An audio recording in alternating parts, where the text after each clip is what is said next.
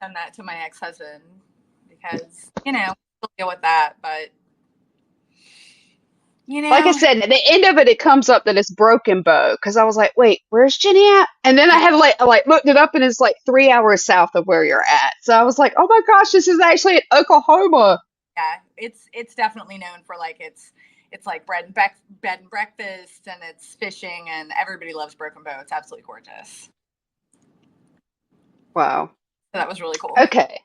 Okay. So, Cody, my question for you is this thing about the masculinity, right? Like one of the dads mentioned in the film about like he was told his job wasn't masculine enough, right? And then another father talking about when he found out about his child that he was like pushing back with the pigskin, with the football, right? Like trying to push forwards.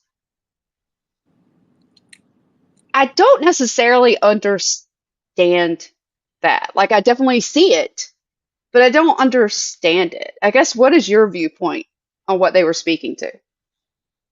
Well, what they're speaking to is how the patriarchy locks men into their roles just as much as it locks women into theirs. Right? Um, and and that masculinity, when we talk about masculinity, really we're talking about aggression, physicality, right? That's really what we're talking about, man. That's why we, you know, push them towards sports, right? And in a way, that's why sports are so important to our society, is because the patriarchal roles in sports, right? Um, that's why I love football, is because in my generation, football was one of the very few spaces that I can be safe emotionally, especially with other men. Right? Cry, I could celebrate, I could tell another man that I loved him. We could smack each other on the butt. Nobody'd say nothing. Now we did any of that in any other area in our lives and we were ridiculed. Right? Just like one of the reasons sports is so important to women that play sports is because it's one of the few places in their life that they can be physical, they can be aggressive, and not be ridiculed for it. Right? That's part of why sports hold such an importance in our patriarchal society, and that's why men hold so closely to the masculinity, right? That the physicality, the aggression, right? Is because that's what we've been taught is our value, Right? right? Unfortunately, whether or not we could bench press 200 pounds has been taught that's one of our greatest values. Unfortunately, we've been taught that one of the only ways men can solve problems is with violence and with aggression and with physical force. Um, and that's what's so hard for a lot of fathers, I think, in this situation is we want to fight for our children. Right? But all the ways that we've been taught to fight, all of the ways that we've been taught we're valuable are destructive. Yeah. Well, when I hear like these men, I'll be honest, like my son, because he came out as an adult, my ex and I had split when I think he was 14, 15. Um, and when he came out, it was like, he's already not a part of my life. Why would I share that information with him? He knew his political ideologies. He knew how he felt about gay people when he was in his life before. So, what was he possibly even going to compare that to with who he identified as now? And so, for a really long time, he didn't worry about it. And then my ex, about 7 years after the only communication was a birthday card every year, um, he decided at once they all became adults, oh, I have a relationship with him again. Let me try and establish a relationship. And my oldest pushed back and just kind of stayed very distant. And so my ex wound up taking his two younger children down to Miami for a week or something. And he kept trying to prod and get information out of them. Like, is are they queer? Is there something in their lifestyle that they're afraid to tell me? And my younger two were kind of like, yeah, that's a question between you and them, not between us. Sorry. And eventually my oldest came out.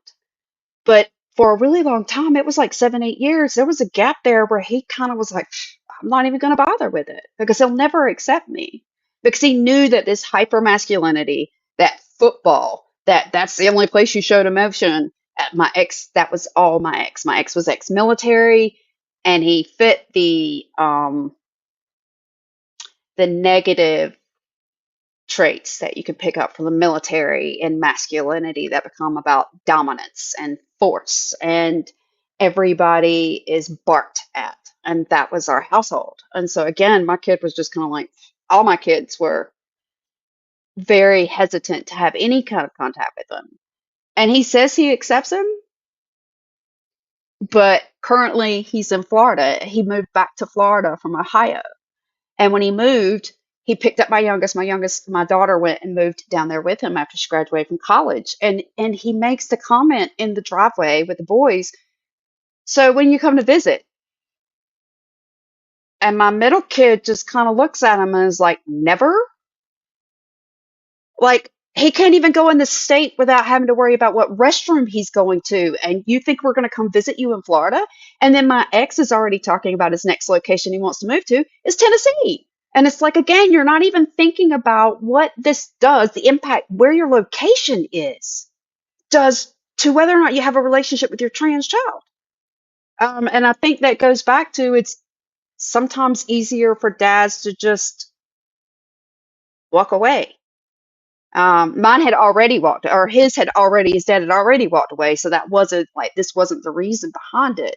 But there are times I look back now, my kid always was masculine, and they butted heads the worst. Like when he hit 10 and really started being vocal about his opinions, that suddenly was like the no with my ex. My ex was just like, no, you can't have your own opinions. Girl, get me started, because that's how my son is with my current husband, who is former military, but I have definitely pulled him. Now, he was already pretty centrist. You know, he considers himself like an independent or more like a libertarian type, but I have like pulled him a little more. You know, you can't stay too far right and be in a relationship with me or have any kind of relationship with my kids. It's not going to work.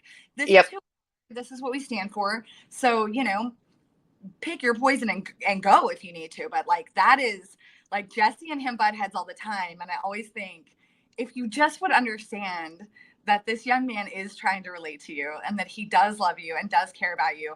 But as long as you're going to take that stance of like, I'm this kind of man and I'm going to be like this, you're going to miss out on an opportunity. Cody, I wanted to ask you something though. Recently, I had read something and I brought it up to my husband because I thought it was interesting. And I'm interested in your response. And it was maybe like an op-ed or some kind of, I don't know. It was just somebody kind of writing about their experience. And they said, that with young men and boys, that they rarely have opportunities or are encouraged to touch each other in ways that aren't violent, that aren't pushing, shoving, punches on the arm, wrestling, that they are rarely, as young men, allowed to like hug, embrace, hold hands. You see little girls do that all the time, you know, and I didn't know if that was more, you know, the concept of gender is so interesting because it's like, is that because women are just naturally, or those who identify as female are just naturally more touchy or want to be like that? Or is it because of the things that aren't taught or encouraged? Or tell me your thoughts on that. So, you know, I don't think that it's about naturally more. You look at, so we have to have these clearly defined roles, right? In order for the way our society right now, the patriarchal society, to be supported and exist, gender roles have to be clearly defined. And you see it through splitting people basically in half. We stop people from being whole people. And one of the ways we do that is you look at how we reward different genders and different sexes for different emotions. Boys are not rewarded for positive emotions. Boys don't cry. Boys aren't rewarded for healing. Boys aren't rewarded for feeling. Boys are rewarded when we show negative emotions in productive ways. That's what we're rewarded for. When we show negative emotions in productive ways, we're rewarded for that, whether it's through sports or through social interactions. When we show negative emotions in productive ways, that's what we're rewarded for. So we are rewarded for creating negative emotions and then focus them in ways that society values. Women are rewarded for showing the other side, those more gentle, more positive, supporting, affectionate emotions. They're rewarded for that because that keeps them focused on what we would consider feminine roles, raising children, comforting, nurturing, all of those things. But neither one of us are just those emotions. Right. You know that I yeah, I was no, gonna say I intimidate people. I intimidate women. I intimidate women because of that.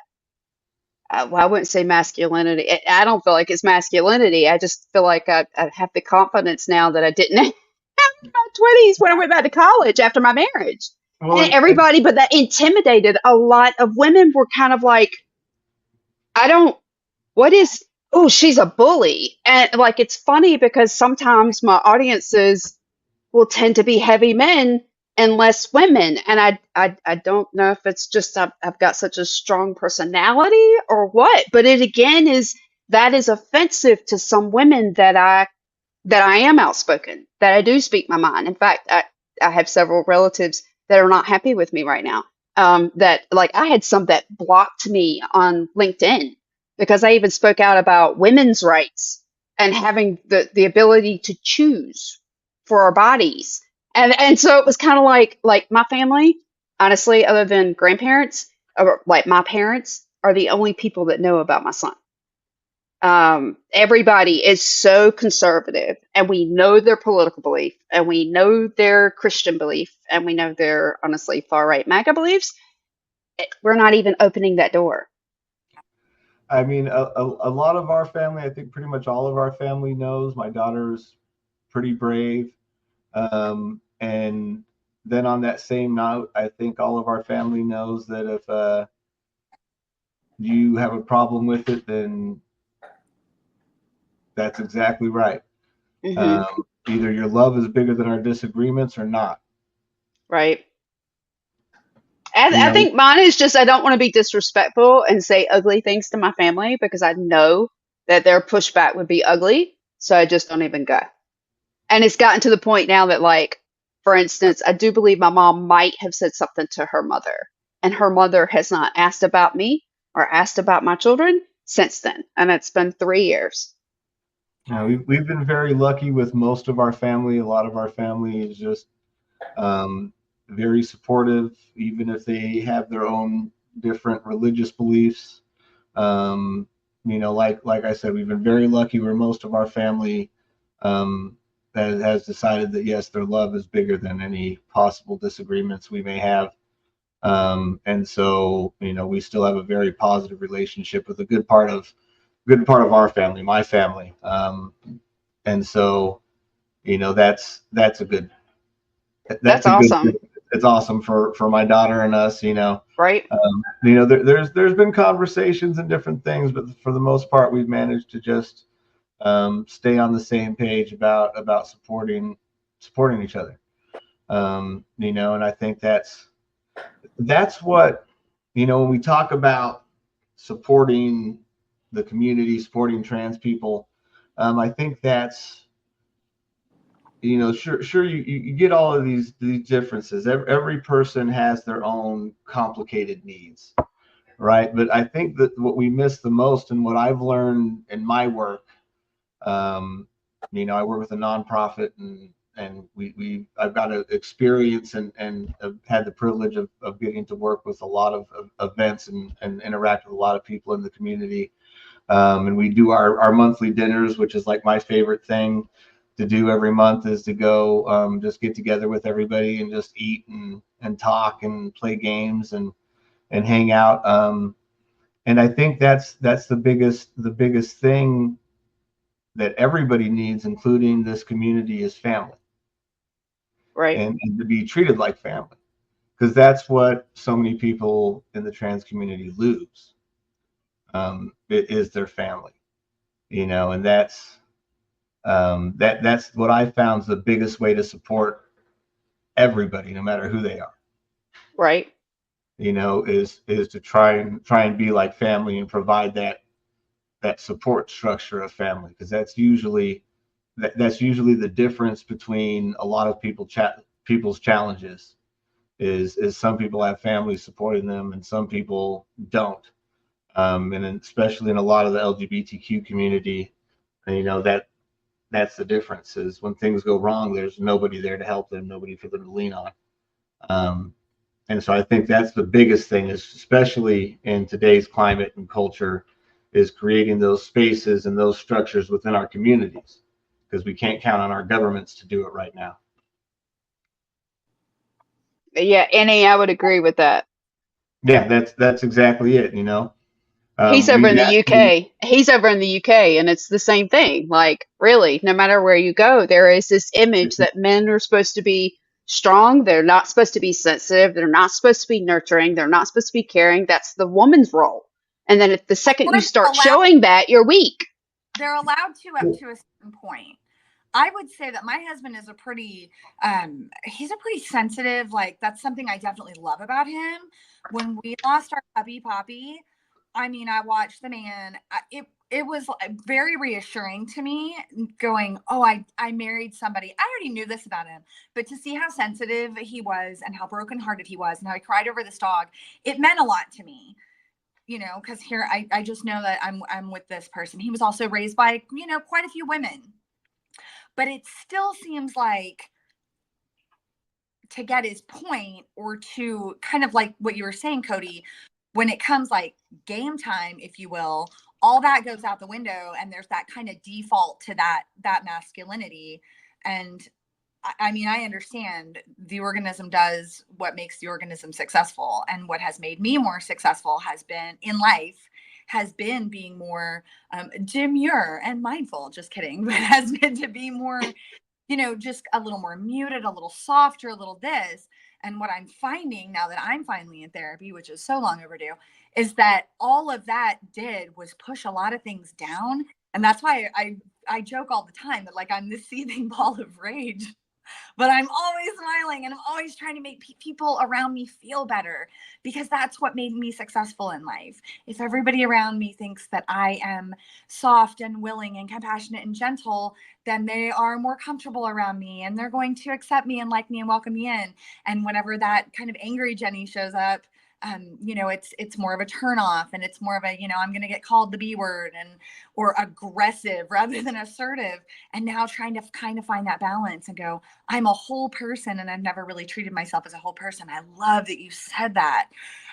Cody, I really do, that when we're only seeing ourselves as, I got to be feminine or I got to be masculine, you're just dividing yourself in half, instead of seeing that there's this whole person and you're allowed to have the entire range of emotion that naturally occur in you as a human being, and are supposed to. well, and without that, we're crippling ourselves, which in a way is, some of the intent, if you will, of that system, Right. is because we're weakened, we're easier to control. Because when you really look at what we lose when we lose these different, aspects of who we are, is in so many ways we lose our ability to heal. Yeah. And that's what we're doing to each other when we stay locked in these one sets of emotions, is we're hurting ourselves. As much as we may or may not be hurting anybody else, we are hurting ourselves constantly. We're tearing ourselves apart. Because I'll tell you, it takes men healing sometimes to learn this particular thing, and that is that when you hurt somebody else, you do more damage to yourself. And what so many men have is almost an emotional nerve damage, where we've damaged ourselves emotionally over and over so many times, in hurting others to be accepted by society, that we don't feel the way we should. And that makes it easier to not feel. And you see that in so many men. And it's not until we start leaning in to those other emotions that starts healing. And then when we start really feeling our range of emotions, then we understand strength. Then we understand courage and bravery. Because up until then, we realized we were cowards. We were scared, and we were angry, and we were cowards. And we have to heal from that. And for women, it's that same thing. That being able to protect yourself and claim your own space, and feel that broad range of emotions, that's healing. And that's what our society does to us that we don't see. It prevents us from healing from all of the trauma. And I think that as we see in some of these, like we saw in what we watched today, the video that we watched today, you could see some of those men speaking to that, and how as they were able to open up and feel this other range of emotions, this love and support and nurturing and acceptance, and learn how to fight something that you can't hit with your hands, that you can't scream away. How that helped them just be more complete people. I mean, that's what it's done for me, and my journey began long before my daughter came out to me. When I just looked at my kids and I looked at myself, and it didn't matter who they were going to be. The real question was I going to be who they were going to be, right? And I had to learn that. That was when I realized I needed to heal. I needed to heal so that not only can I not pass my pain along to them, but knowing that everybody's going to experience trauma. No matter who you are, no matter what your challenges are, you're going to experience trauma. And for our children to learn how to do something, they have to see somebody do it. That's one of our biggest responsibilities as a parent, is for our children to be able to see somebody do things the right way. And so I knew that if I wanted my children to heal from the trauma that they experienced, then they were going to have to be able to see me heal from mine. And I don't think men take that seriously enough. I don't think a lot of parents take that seriously enough, because that's scary. That's one of the scariest things you'll ever do. But as a man, and challenging other men, any other men that might see this or speak with to me, that is the ultimate courage. You don't know courage until you've done that. So you had the courage to face yourself, right? I've got a friend of mine who's a male, and he talks about that too, that it's very difficult for you to be able to get through those wounds. And honestly, like for me, I used to tell people, I was like, they're not listening to what you say. They're watching what you do. Actions speak louder than words. And if you're saying one thing and doing something different, they're going to do what you're doing, not what you're saying. That goes in one ear and out the other. So if you say that you're supportive as a parent and then you actually aren't, your kids already know that. And I think that's some of the problems. Like that was some of my wound healing. Like I just unsupportive parents. We didn't talk about negativity. You didn't talk about bad emotions, anything negative that happened. You didn't talk about it. Like that was words for the devil. Seriously. And that did a lot of emotional trauma. And I didn't start dealing with my own crap until I was getting out of a bad marriage, because honestly, I hadn't healed the wounds from my teenage years and jumped into a marriage way too young, before I realized who I was and what I wanted. And I was a mom so quickly that became who I was. And so it was no longer about me, it was all about them. And then it got to a certain point where it was like they had gone off to school, and I was beginning to get miserable because I had wanted to go to school. I had wanted to do something huge, and I wasn't doing anything with myself anymore. And now I was alone, and I was kind of forced to kind of face that every day. So it became distract yourself on the internet, distract yourself here, distract yourself there. And I was asking my ex, can I go to school? Can I go to school? No, you can't do that. And eventually I did it anyway.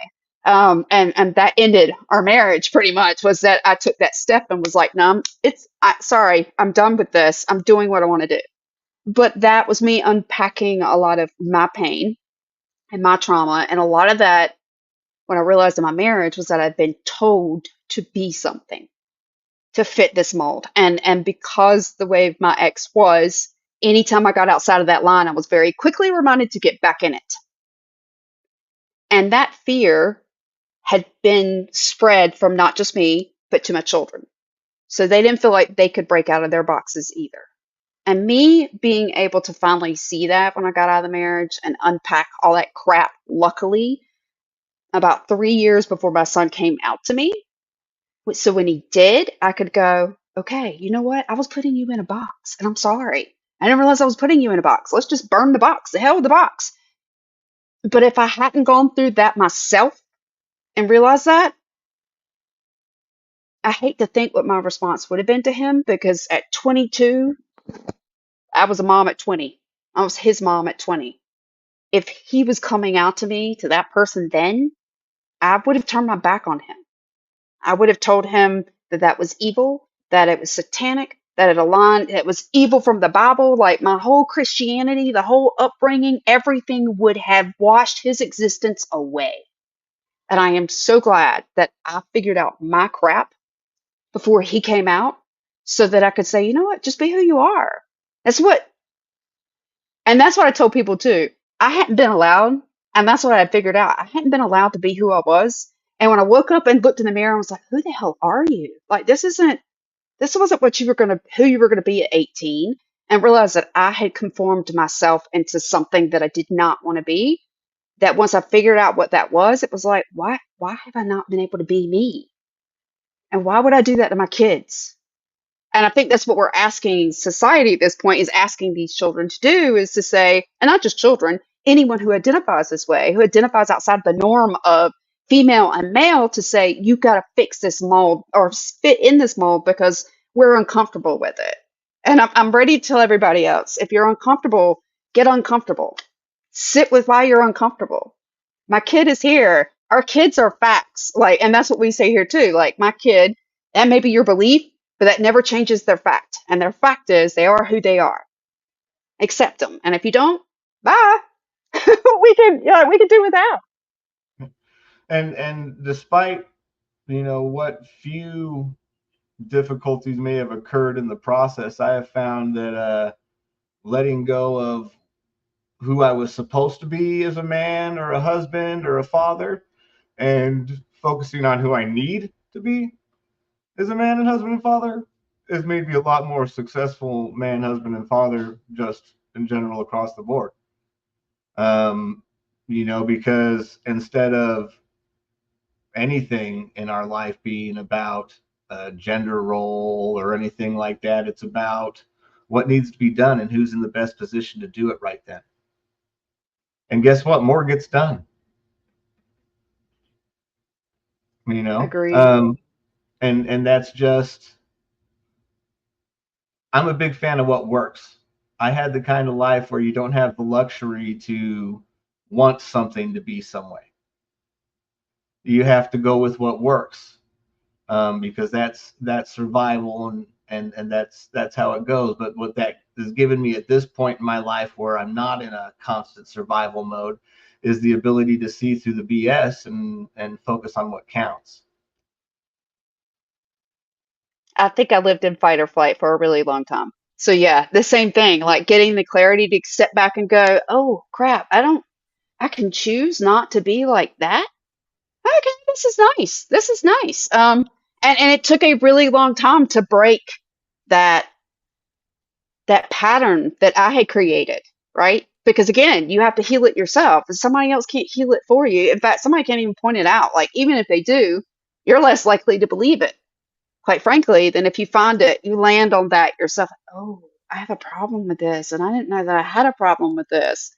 I have to say, the whole thing about the masculinity, the awareness, I love this talk, Cody. Like, I love this talk. And it actually reminds me, Jenny, Jenny just started going to my other live show that I do on Friday nights. That is about music and psychology, and how if we don't heal what we refuse to reveal, we cannot feel. And so that's the whole mantra of that. And so we kind of just break down music lyrics and talk about the different human experiences we all have, and kind of like we need to sit with them and learn to be uncomfortable so that we can grow out of this, so we can heal. Because we're not even good for ourselves if we don't heal. So I thought that was ironic that you were speaking to that, and I'm like, wait, am I on Transparents or am I on Lyrical? Like, which show am I on? So yeah, that was great. That was great. I mean, I think in a lot of ways, that's really what this is all about, is us healing.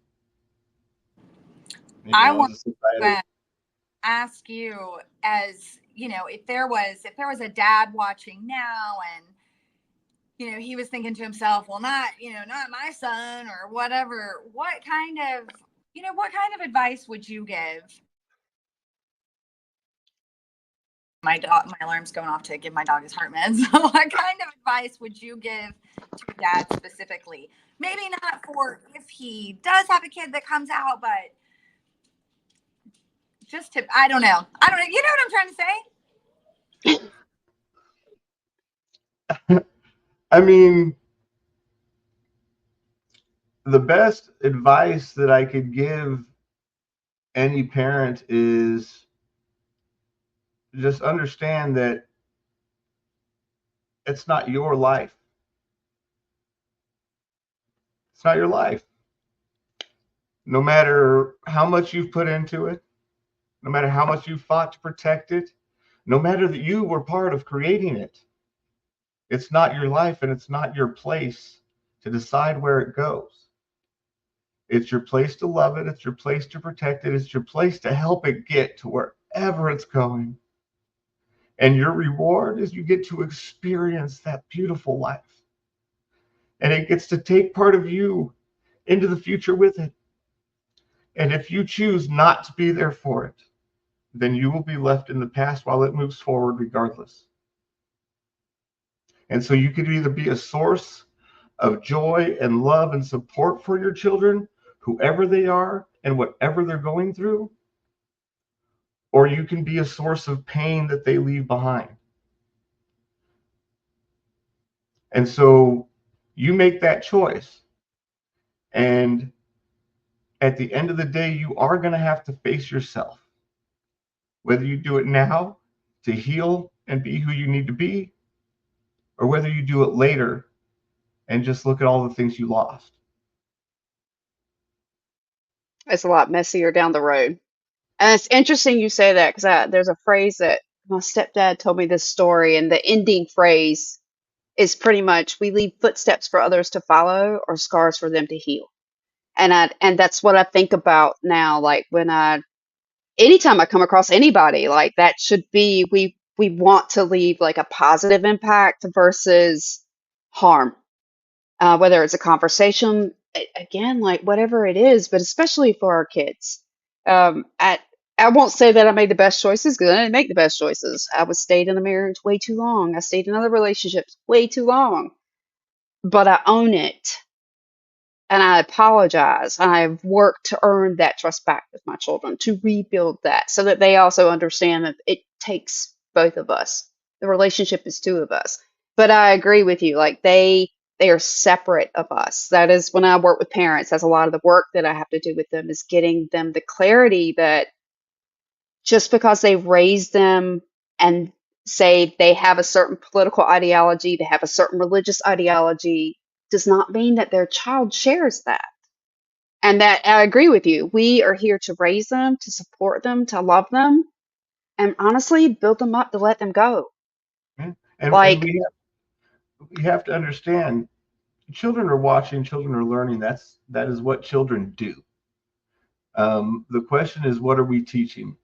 And we don't have to thrust our children down the same dark paths of ignorance and pain and trauma that we've already walked. We could choose to give them the light that we have and let them find a better way. We're not trying to, I think too many people think the goal of a parent is to get your kids to grow up like you. No, I don't want my kids to be me. Ideally, my kids are so much better than me. And that's what we have to understand as parents. That's what our goal is not for them to walk our path, but to help them find one so much better. Right. Their own. My grandfather used to say that, my great grandfather, and he luckily, my oldest, he met, like, I think he passed away when my oldest was like 3 months old, but he at least got to meet him. And I remember one day somebody was comparing, like, oh, you've got your grandmother's, fingers and so and so's eyes and blah blah blah, and he was like, leave the kid alone. The kid is themselves. Let them be themselves. Why do they have to look like somebody else? Why do they have to be part of this? Like, they are their own thing. And I remember thinking, wow, okay, that's not what your wife would have said, grandma. But because grandma would have been like, oh, but my hands. And so, like, that was really the thought that was going through my head. She'd be like, Rudolph. But my grandfather was just like, they are who they, like, why can't they be themselves? Just let them be who they are. And I think that's what true love is allowing people the freedom to grow into who they truly are and supporting that. Even if you may not understand it, you still support them. You still love them.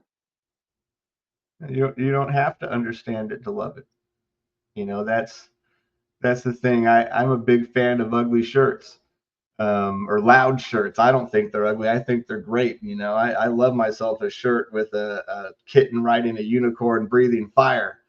And, I've had people before come by and say, oh, that's an ugly shirt. And you know what I tell them? I said, well, it's not your shirt.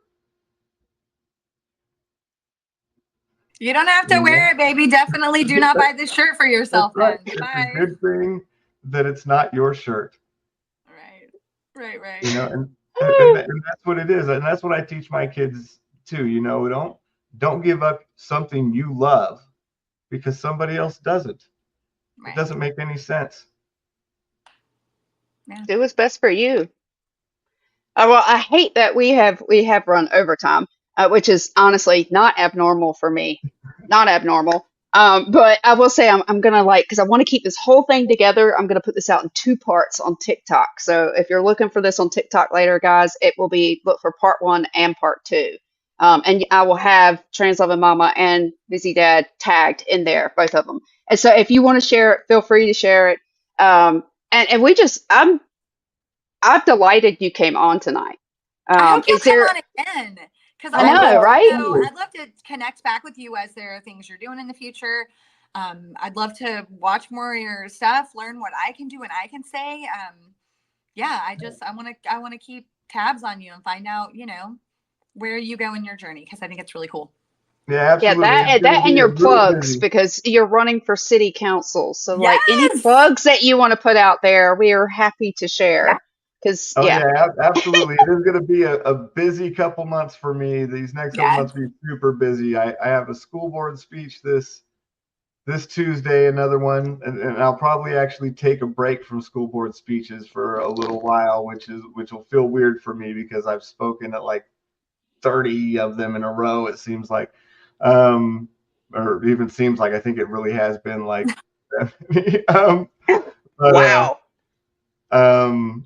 And so, and then on Wednesday I have a candidate forum, and yeah, so it's just going to be really busy for the next couple months, and then it'll be election day, which I mean, it's all new and exciting for me. Just never run for anything before.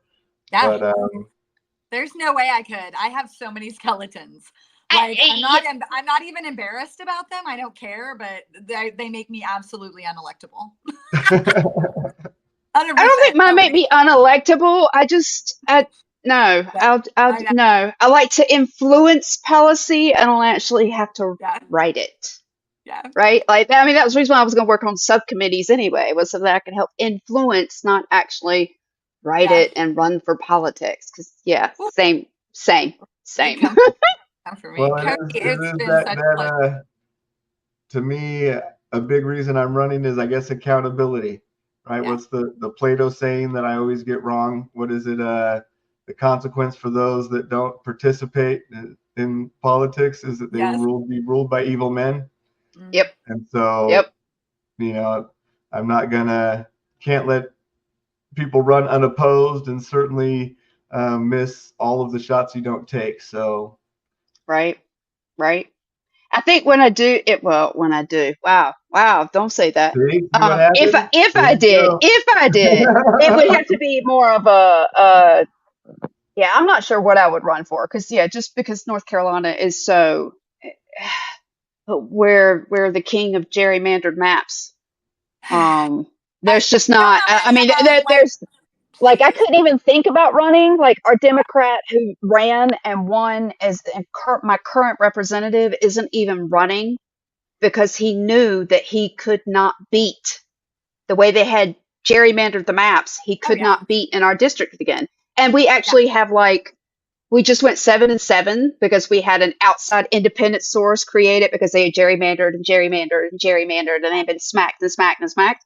And so then they came back in and the court switched over from Democratic to Republican. And so they came back with no new evidence and said, by the way, you know how they said that gerrymandering was against our Constitution? Well, we don't think that's true. Boop, you can gerrymander again. And so they've gone back and redistricted so that now the 14 districts are looking at it will probably be 11-3 yeah. We have instead entire of 7-7. swaths of Oklahoma where there's like not even humans; it's just like cattle, and they're all red somehow. Like it's like who's Right? voting? Who's voting? The So land has a vote in our the system. land has a vote. The cattle are voting. Yep. Yeah, that doesn't surprise me. All right. Well, Cody, thank you again for joining Thank us. you And for having me. definitely, maybe the next time we have you on, you might actually be city council. Like, who knows? Who Right? knows? One Right? can hope. One can hope.